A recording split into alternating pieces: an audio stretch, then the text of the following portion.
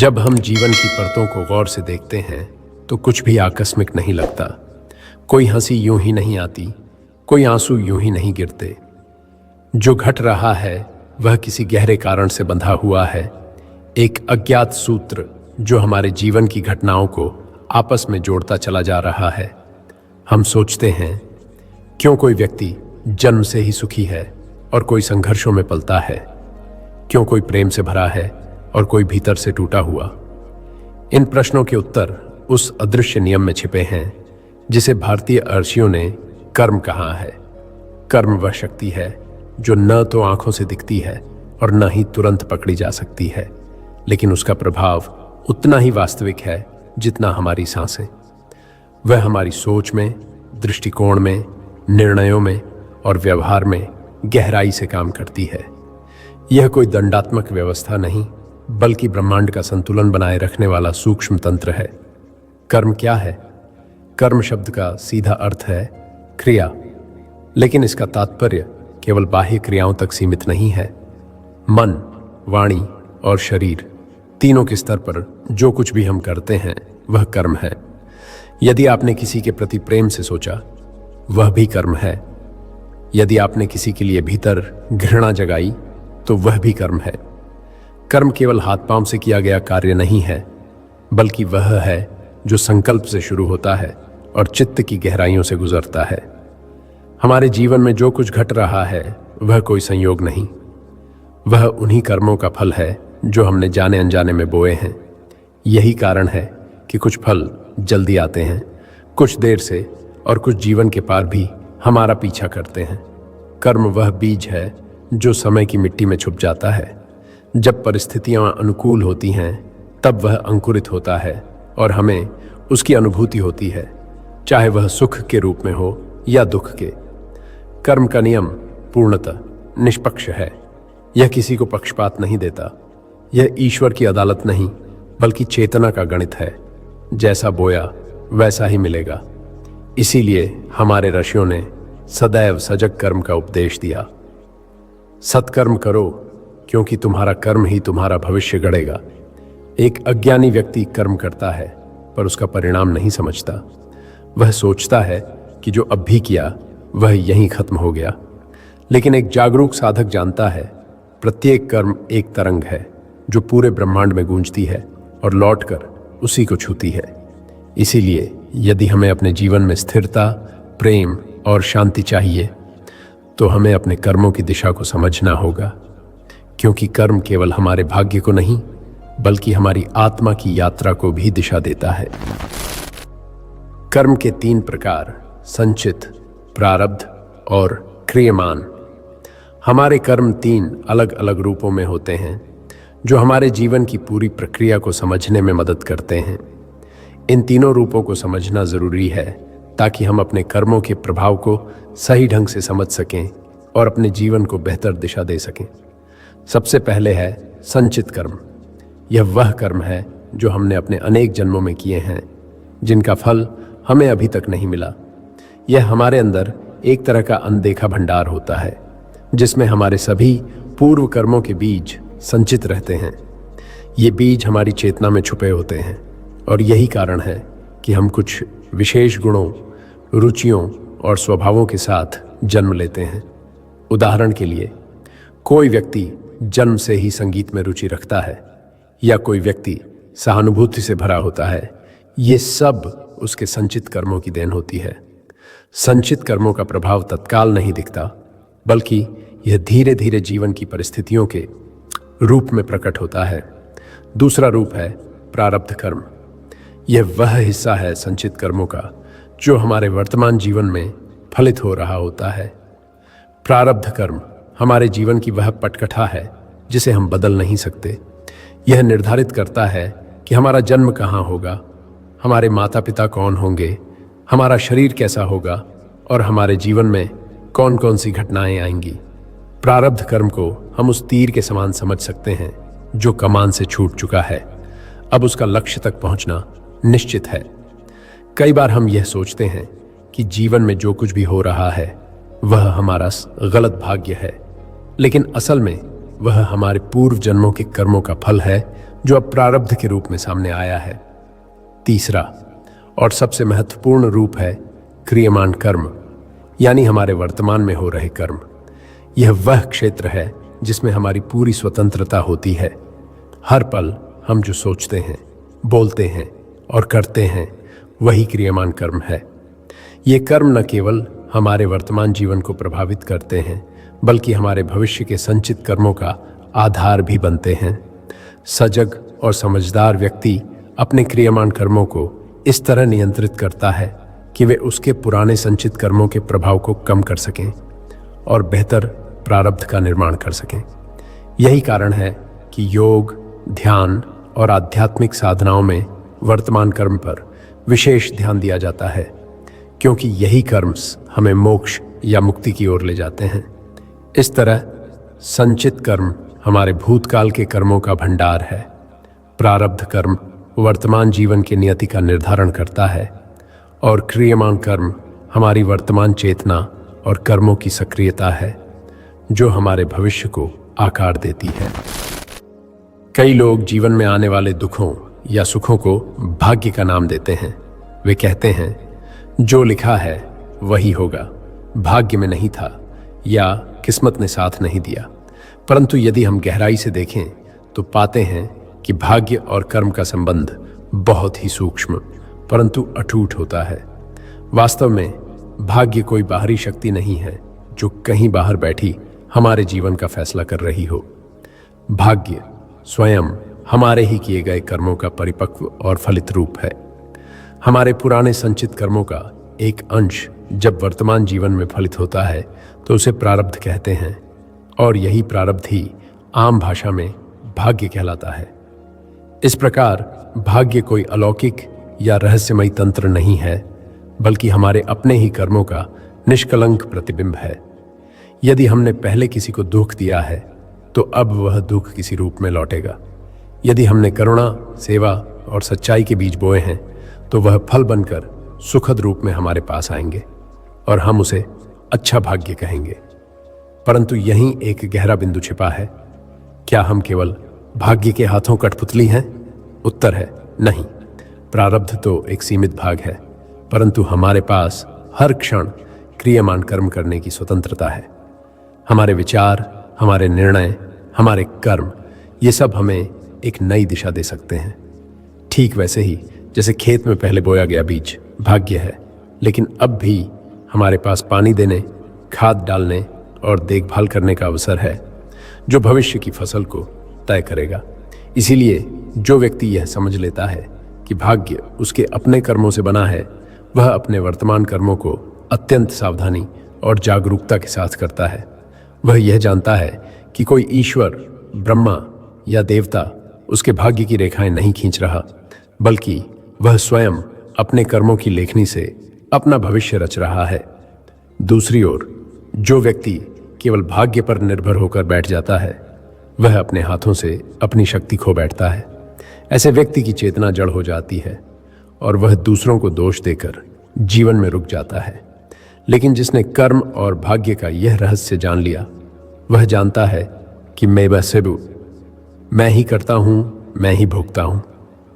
कर्म और भाग्य का यह संबंध इतना गहरा है कि जब हम इसकी समझ में रच बस जाते हैं तब हम किसी भी स्थिति में शिकायती नहीं रहते। हम सजग रहते हैं, सतर्क रहते हैं और जानते हैं कि हर कर्म एक बीज है और हर बीज से एक दिन भाग्य की फसल उगेगी। अच्छे और बुरे कर्म, जब हम कर्म की बात करते हैं तो सबसे बड़ा प्रश्न जो मन में उठता है वह यह होता है, कौन सा कर्म वास्तव में अच्छा है और कौन सा बुरा? क्या कोई ऐसी कसौटी है जिससे यह भेद किया जा सके? क्या हर वह कर्म जो समाज की नज़रों में स्वीकार्य हो अच्छा ही होता है, या फिर हमें भीतर उतरकर इस प्रश्न का उत्तर खोजना चाहिए? सच तो यह है कि कर्म की अच्छाई या बुराई को केवल बाहरी दृष्टिकोण से नहीं समझा जा सकता। हमें उसके मूल में छिपी भावना, उसके पीछे छिपे उद्देश्य और उस कर्म से उत्पन्न होने वाले प्रभाव को देखना होता है। अच्छा कर्म वह है जिसमें न केवल कार्य पवित्र हो, बल्कि उसकी प्रेरणा भी निस्वार्थ और करुणामय हो। जब कोई कार्य किसी के कल्याण के लिए बिना किसी अपेक्षा के प्रेम पूर्वक किया जाता है तो वह न केवल दूसरों को राहत देता है बल्कि कर्ता के अंतःकरण को भी पवित्र करता है। जब हम भूखे को अन्न देते हैं, प्यासे को जल देते हैं, दुखी को सांत्वना देते हैं, वृद्ध को सहारा देते हैं या किसी पीड़ित प्राणी के लिए एक क्षण रुकते हैं, तब वह कर्म हमारी आत्मा के दीप को और उज्ज्वल कर देता है। यह कोई छोटी बात नहीं है। ऐसे छोटे छोटे कर्म ही जीवन के बड़े मोड़ बनते हैं। वे संसार में प्रेम और संवेदना की ऊर्जा बढ़ाते हैं। बुरा कर्म, इसके विपरीत, वह है जो भीतर से दूषित होता है, चाहे वह बाहर से सुंदर दिखे। जब कर्म की प्रेरणा क्रोध, ईर्ष्या, द्वेष, अहंकार या लोभ हो, तब वह कर्म हमारी चेतना को नीचे गिरा देता है। किसी को धोखा देना, किसी को अपमानित करना, दूसरों की पीड़ा को अनदेखा करना या केवल अपने स्वार्थ के लिए सब कुछ कुर्बान कर देना, ये सब बुरे कर्म हैं, चाहे समाज उन्हें किसी भी नाम से पुकारे। महत्वपूर्ण यह भी है कि केवल कर्म की क्रिया नहीं, उसकी भावना भी निर्णायक होती है। अगर कोई डॉक्टर सर्जरी करता है और शरीर को चीरता है तो वह हिंसा नहीं कहलाती, क्योंकि उसका उद्देश्य उपचार है। लेकिन यदि वही चीरना द्वेष से होता तो वह हिंसा बन जाता। इसी प्रकार यदि हम किसी को कठोर शब्द कहें लेकिन भीतर करुणा हो और सुधार की भावना हो तो वह भी अच्छा कर्म हो सकता है। लेकिन यदि कोई मीठे शब्द कहकर किसी को छलता है तो वह भीतर से बुराई का बीज बो रहा होता है। अच्छे कर्म हमारे चित्त को शांत करते हैं, हमें भीतर से स्थिर और निर्मल बनाते हैं। वे हमारे भीतर एक दिव्यता की झलक पैदा करते हैं, एक आंतरिक प्रकाश को प्रज्वलित करते हैं। ऐसे कर्म न केवल इस जन्म में सुख देते हैं बल्कि अगली यात्राओं को भी सहज बनाते हैं। ये पुण्य के बीज हैं और जब बीज शुभ हो तो फल भी अवश्य मीठे ही होते हैं। जबकि बुरे कर्म व्यक्ति के मन में अशांति, अपराध बोध और भ्रम की स्थिति पैदा करते हैं। भले ही उनका फल तात्कालिक रूप से दिखाई न दे, परंतु वे चित्त में एक विष की तरह उतरते हैं और धीरे धीरे उसे जला डालते हैं। यही कारण है कि हम देखते हैं कई बार साधनों से भरपूर लोग भी भीतर से खाली और व्याकुल होते हैं। इसका कारण उनके संचित कर्मों की छाया हो सकती है। एक जागरूक साधक हर क्षण अपने कर्मों का निरीक्षण करता है। वह कोई बड़ा उपदेशक नहीं बनता, न ही कोई बाहरी आडंबर करता है, बल्कि अपने हर छोटे से छोटे कर्म में सच्चाई, करुणा और विनम्रता का भाव रखता है। वह जानता है कि हर कर्म एक मंत्र है और जैसे मंत्र की शक्ति उसके उच्चारण की शुद्धता में होती है, वैसे ही कर्म की शक्ति उसकी भावना की पवित्रता में होती है। इसलिए यह तय करना कि कोई कर्म अच्छा है या बुरा केवल सामाजिक दृष्टिकोण से नहीं, अपितु आत्मिक जागरूकता से संभव है। और यही जागरूकता धीरे धीरे हमें मोक्ष की दिशा में ले जाती है। कर्म से मुक्ति, मोक्ष की राह। कर्म का चक्र अनंत है। यह जन्म से मृत्यु तक ही नहीं, मृत्यु के बाद भी चलता रहता है। हमारे द्वारा किए गए हर छोटे बड़े कर्म, हर विचार, हर भावना ब्रह्मांड में एक कंपन उत्पन्न करती है जो कहीं ना कहीं हमारे भविष्य को आकार देती है। यही कर्म बंधन कहलाता है। यह वह अदृश्य डोरी है जो आत्मा को शरीर, जन्म और मृत्यु के चक्र में बांधे रखती है। लेकिन क्या इससे मुक्ति संभव है? क्या आत्मा कभी इस चक्र से निकलकर पूर्ण स्वतंत्र हो सकती है? उत्तर है हाँ, संभव है। यही मोक्ष है। मोक्ष का अर्थ है कर्मों के परिणामों से पूर्ण स्वतंत्रता। वह स्थिति जहां आत्मा न पुनर्जन्म के बंधन में बंधी होती है, न सुख दुख के द्वंद्व से प्रभावित होती है। परंतु यह स्थिति किसी एक दिन अचानक नहीं आती। यह साधना है जागरूकता की, विवेक की और सबसे महत्वपूर्ण कर्म की शुद्धता की। कर्म से मुक्ति का प्रथम चरण है साक्षी भाव। जब हम अपने कर्मों को करते समय भीतर से सजग रहते हैं कि हम क्या कर रहे हैं, क्यों कर रहे हैं और इसका फल क्या हो सकता है, तब हम धीरे धीरे अज्ञान से ज्ञान की ओर बढ़ते हैं। साक्षी भाव का अर्थ है देखना, जानना, पर उसमें फंसना नहीं। जब कोई कर्म हो रहा हो तब कर्ता यह अनुभव करे कि मैं कर रहा हूं, नहीं बल्कि यह हो रहा है, तभी वह स्वयं को कर्ता भाव से मुक्त कर पाता है। और यही पहला कदम है मोक्ष की ओर। दूसरा चरण है निष्काम भाव, बिना फल की इच्छा के कर्म करना। भगवत गीता में श्री कृष्ण ने यही उपदेश दिया, कर्म करो पर फल की चिंता मत करो। इसका अर्थ यह नहीं कि हम कर्म के प्रति उदासीन हो जाएं, बल्कि यह कि हम अपने हर कार्य को समर्पण और पवित्रता से करें, पर उसका परिणाम ईश्वर को सौंप दें। जब हम हर कर्म को ईश्वर की सेवा मानकर करें, तब वह कर्म हमारे लिए बंधन नहीं, साधना बन जाता है। तीसरा और अंतिम चरण है पूर्ण समर्पण। जब कर्ता यह स्वीकार करता है कि मैं कुछ नहीं कर रहा, सब कुछ ईश्वर की इच्छा से हो रहा है, यह भावना अहंकार को समाप्त करती है। और जब अहंकार मिटता है, तब आत्मा की स्वतंत्रता प्रकट होती है। यही मोक्ष का द्वार खोलता है। कर्म से मुक्ति का मार्ग कठिन अवश्य है, पर असंभव नहीं। यह कोई भौतिक उपलब्धि नहीं, बल्कि आंतरिक शुद्धि की चरम अवस्था है। जिस दिन आत्मा यह अनुभव कर लेती है कि वह न शरीर है, न मन, न बुद्धि, वह केवल एक दिव्य साक्षी है, उसी दिन कर्मों का प्रभाव उस पर समाप्त हो जाता है। तब न पुण्य बांधता है, न पाप डराता है, क्योंकि वह आत्मा इन सबसे परे हो जाती है। यही है वास्तविक मोक्ष, जहां न कोई डर है, न कोई चाह, जहां आत्मा अपने मूल स्वरूप में प्रतिष्ठित होती है, शांत, मुक्त और पूर्ण। कर्म एक रहस्य है, जितना समझो उतना ही गहराता है। यह केवल एक क्रिया नहीं, बल्कि चेतना की यात्रा है। इस यात्रा में हमने जाना कि कर्म कैसे जन्म जन्मांतर तक हमें बांधते हैं और कैसे वही कर्म मोक्ष का मार्ग भी बन सकते हैं। हमने देखा कि अच्छे बुरे कर्म केवल बाहरी आचरण नहीं, बल्कि भीतर की भावना का प्रतिबिंब है। और अंततः मोक्ष कोई दूर की बात नहीं, वह तो यही है, इसी क्षण में, यदि हम सजग होकर कर्म करें और अंत में समर्पण की गहराई में उतर जाए। लेकिन यह यात्रा यहीं समाप्त नहीं होती। कर्मों की रहस्य का यह केवल पहला भाग था। अगले भाग में हम और भी गहराई से देखेंगे कि कैसे हमारे विचार, भावनाएं और इच्छाएं भी कर्म बन जाती हैं, और कैसे सूक्ष्मतम स्तर पर भी कर्मों की ऊर्जा हमारे जीवन की दिशा तय करती है। अगर यह विचार, यह गहराई और यह मौन आपकी आत्मा को छू रही हो, तो पार्ट 2 जरूर देखें।